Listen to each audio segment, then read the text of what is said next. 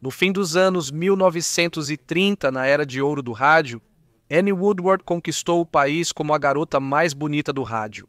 Mas em 1955, seu nome estampou as manchetes por um motivo muito mais sombrio, um escândalo explosivo que ficaria conhecido como o tiroteio do século. Então, o que aconteceu naquela noite fatídica? Anne era inocente, como afirmava, ou havia algo muito mais sinistro escondido sob a superfície? Anne Woodward, originalmente Angeline Lucille Crowell, nasceu em 12 de dezembro de 1915 em Pittsburgh, Kansas. O pai dela era Jesse Crowell, coronel aposentado do exército e natural de Detroit. Ele era um homem bastante modesto e, nessa época, trabalhava como condutor de bonde, conferindo passagens em Pittsburgh. A mãe dela, Ethel Smiley Crowell, era professora na cidade e uma mulher excepcionalmente inteligente, tendo obtido um mestrado pela Universidade do Kansas antes mesmo das mulheres terem o direito de votar. Angeline, que passou a ser conhecida simplesmente como Anne em sua juventude, teve uma infância de classe média bastante comum em Pittsburgh, mas logo começaram a surgir fissuras em sua vida tranquila, porém feliz. O casamento dos pais dela acabou em divórcio e ambos se casaram de novo. Esse foi o evento mais controverso conhecido sobre sua juventude. A vida de Anne mudou quando, após o ensino médio, ela decidiu ir para Kansas City, uma viagem de 150 quilômetros ao norte. Lá ela entrou no Kansas City Junior College. Mas Kansas City não era suficiente para um espírito inquieto como Anne. O ritmo da cidade não combinava com ela, e após um ano, abandonou os estudos em 1937. Com pouco mais do que determinação e uma mala, ela mirou na promessa brilhante de Nova York, um lugar onde sonhos eram realizados ou destruídos. Quando Anne chegou a Nova York, ela se reinventou como Anne Eden e rapidamente chamou atenção com sua beleza impressionante, cabelo reto, olhos azuis, uma presença que podia parar qualquer um. Logo ela conseguiu emprego como showgirl no Monte Carlo da Fifi, nova casa noturna na Rua Leste 54, número 49. O momento era perfeito. Os Estados Unidos estavam passando por um mini boom econômico após a Grande Depressão e o glamour estava de volta à moda. No Fifis, Anne se tornou um imã de atenção e um admirador em particular mudou sua vida para sempre. John Robert Powers, o cérebro por trás de uma das principais agências de modelos da época, viu nela um potencial de estrela. Com seu apoio, Anne conseguiu trabalhos como modelo e outras oportunidades, incluindo uma temporada em Connecticut com uma companhia de teatro. Sua grande chance surgiu quando ela conheceu o lendário Noel Coward. Anne integrou a produção radiofônica de Coward, um espetáculo de música, canções, esquetes e diálogos que encantou Londres nos anos 30. Coward trouxe o espetáculo para a América, apresentando mais de 100 shows ao vivo na Broadway, e o papel de Anne na adaptação para o rádio a tornava mais famosa a cada dia. Em 1940, o sucesso de Anne se consolidou quando ela foi eleita a garota mais bonita do rádio, um título curioso para quem atuava em um meio onde a aparência não importava. Em seus 20 e poucos anos, Anne aparentemente havia conseguido, vivendo o sonho na cidade que nunca dorme. O casamento e a vida em família chegaram para Anne, mas antes houve muitas intrigas e escândalos. Enquanto trabalhava no Fifis Monte Carlo, ela conheceu William Woodward Jr., herdeiro de uma das mais poderosas dinastias empresariais dos Estados Unidos da América. Seu tio-avô havia sido um dos principais financiadores do monumental projeto do Canal do Panamá, e seu pai, William Sr., era uma figura imponente, banqueiro, empresário e renomado treinador de cavalos, dono da opulenta mansão Bel Air em Maryland. Mas a história não era tão simples quanto parecia.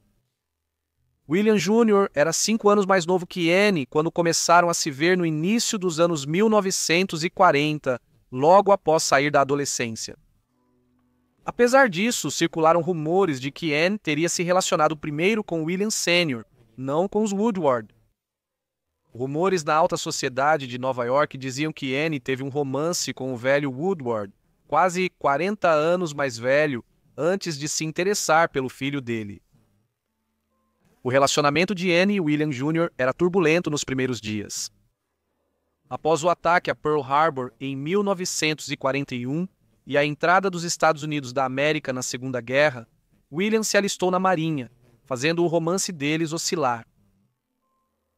Mas o amor resistiu e, em março de 1943, o casal ficou noivo. 2 semanas depois, durante a breve licença de William em terra, trocaram votos. A tragédia ocorreu só 8 meses após o casamento. William estava a bordo do United States Ship Liscon Bay, quando ele foi torpedeado pelos japoneses perto das Ilhas Gilbert, no Pacífico. O ataque foi devastador. Mais de 700 homens morreram. Contra todas as probabilidades, William foi apenas um dos 272 sobreviventes, saindo dos destroços ferido, mas vivo. Seu retorno para casa lhe rendeu um coração púrpura e uma recepção de herói. Nesse período, o casal já tinha família. William Woodward III nasceu em julho de 1944 e James Woodward no início de 1947. Por fora, pareciam o retrato da felicidade conjugal pós-guerra, mas sob a superfície surgiram rachaduras em sua vida aparentemente perfeita. O casamento dos Woodward, apesar de todo o seu glamour e privilégio, escondia segredos sombrios que acabariam levando à tragédia. Após a guerra, William fez seu nome como um renomado treinador de cavalos puro-sangue, enquanto Anne desfrutava do luxo do estilo de vida da alta sociedade deles. Como dito, todos achavam que eram felizes no casamento, mas a realidade era diferente. A mãe de William temia que Anne tivesse se casado com seu filho por causa do dinheiro dele, e sua desaprovação lançou uma longa sombra sobre a união deles. Com o tempo, as rachaduras aumentaram. Tanto Anne quanto William se envolveram em casos extraconjugais e eram conhecidos por beberem muito. Com o tempo, Anne também passou a usar medicamentos controlados, tornando-se uma usuária habitual.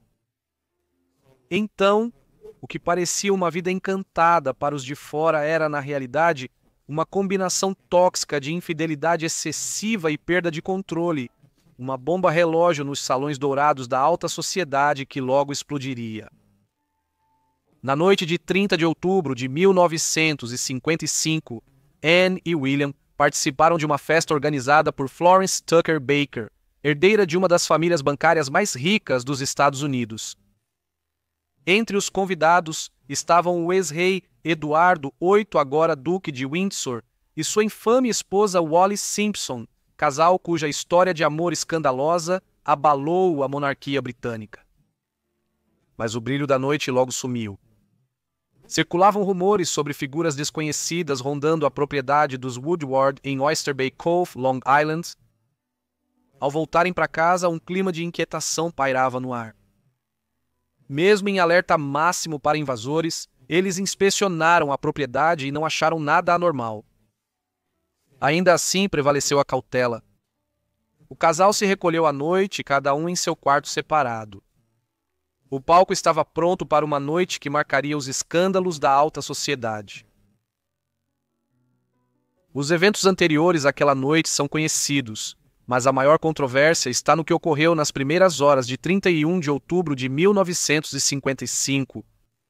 Anne afirmou depois que foi acordada por um barulho incomum, alguém ou algo se movendo no telhado. Tomada pelo medo, ela pegou a espingarda carregada que guardava no quarto para se proteger de invasores. Ela então saiu para o corredor, onde viu uma figura sombria aparentemente entrando no quarto de William. Sua arma tinha balins de caça que, normalmente, poderiam ferir alguém, mas dificilmente matariam. Mas o que aconteceu depois chocaria o país. A perícia policial revelou depois que alguns dos projéteis ricochetearam em uma parede e atingiram o invasor diretamente na têmpora, um golpe fatal. Mas quando Anne acendeu a luz para ver o que tinha acontecido, ela não estava olhando para um invasor. Ela estava olhando para o marido, William, caído sem vida no chão. Assustada, Anne chamou a polícia. Ao chegarem, encontraram Anne chorando e tremendo, alegando um trágico acidente. Mas será que foi mesmo? Quando a notícia se espalhou, a história explodiu nas manchetes como o tiroteio do século. Então, foi um terrível engano, fruto do medo e da confusão? Ou havia algo mais sinistro por trás disso? A pergunta dominaria o país e marcaria Anne para sempre. A investigação do tiroteio chocante foi rápida e intensa. Anne Woodward foi imediatamente intimada a comparecer perante um grande júri local, tendo confessado no local ter atirado e matado seu marido. Mas a dúvida permanecia. Ela atirou de propósito? A história dela parecia se confirmar e foi ainda mais fortalecida quando um homem chamado Paulo Wirtz foi preso por cometer furtos na região de Long Island e confessou ter tentado invadir a casa dos Woodward na noite em questão. Ele até admitiu que esteve no telhado da casa e fugiu quando ouviu um tiro dentro dela. Isso parecia absolver completamente Anne, e quando o grande júri do condado de Nassau se reuniu, levou menos de 30 minutos para decidir que Anne Woodward era inocente de qualquer crime intencional. Anne era uma mulher livre, mas parecia que a alta sociedade de Nova York não tinha recebido o recado. Nas semanas que se seguiram ao tiroteio, uma campanha brutal de assassinato de reputação começou. Grande parte disso foi alimentada pela sogra de Anne, que sempre a desprezou e a via como uma interesseira. Também havia questões circunstanciais que fizeram a suspeita recair sobre Anne. O sogro dela havia morrido 2 anos antes, e William Jr. herdou muito dinheiro e terras, o que significava que Anne teria muito a ganhar se o marido morresse de repente. Circulavam rumores de que o casamento de Anne e William estava tão ruim que um divórcio era iminente. Então, Anne tinha tudo a perder se não conseguisse um bom acordo de divórcio, e muitos especulavam que ela havia matado o marido intencionalmente e saído impune. Os rumores se intensificaram e a sociedade de Nova York logo a rejeitou. Antes parte da alta sociedade, Anne agora era uma pária evitada por todos. Embora tenha saído livre e mantido sua fortuna no tribunal da opinião pública, Anne Woodward não era uma viúva enlutada, não. Ela era a mulher que havia arquitetado o tiroteio do século. Anne virou quase uma reclusa social após isso. Ela evitou os holofotes e tentou não chamar a atenção no final dos anos 1950 e nos anos 1960. Com o tempo, ela refez seu círculo social e todos seguiram em frente. Ela talvez achasse que com o tempo a história foi esquecida. Porém, em 1975, 20 anos após o tiroteio, surgiu um novo escândalo. Naquele ano, o famoso autor americano Truman Capote vendeu à revista Esquire os direitos de vários capítulos de seu livro Orações Atendidas, em que trabalhava há anos. Ao serem publicados, os capítulos mostraram à alta sociedade de Nova York que Truman Capote havia escrito contos quase reais sobre suas amigas, as Cisnes de Capote, especialmente no capítulo La Côte Basque, 1965. Eram mulheres como Gloria Vanderbilt e Happy Rockefeller, oriundas das dinastias empresariais mais ricas e poderosas dos Estados Unidos da América. Anne e Truman Capote mal se conheciam, mas Capote criou a personagem Annie Hopkins, inspirada nela, que falava sobre o assassinato do marido em 1955. Nela, Anne foi apresentada como tendo matado intencionalmente o marido numa tentativa de reivindicar para si a considerável fortuna dele. Assim, 20 anos após o tiroteio do século, quando parecia que o mundo havia esquecido o incidente, a ferida foi reaberta para Anne e as pessoas voltaram a comentar sobre como ela poderia ter assassinado o marido a sangue frio e saído impune. Anne havia sido informada sobre o que La Cote Basque 1965 incluiria mesmo antes de ser publicado. Ela não reagiu bem à controvérsia que sabia que a publicação dos capítulos iria provocar. Já sofrendo de depressão há muitos anos, ela decidiu tirar a própria vida. Ela tinha 59 anos na época. A sogra de Anne disse sobre sua morte: "Ela atirou no meu filho. E Truman simplesmente a matou. Então agora acho que não precisamos mais nos preocupar com isso." O corpo dela foi encontrado em 10 de outubro de 1975, mas o horário da morte é incerto.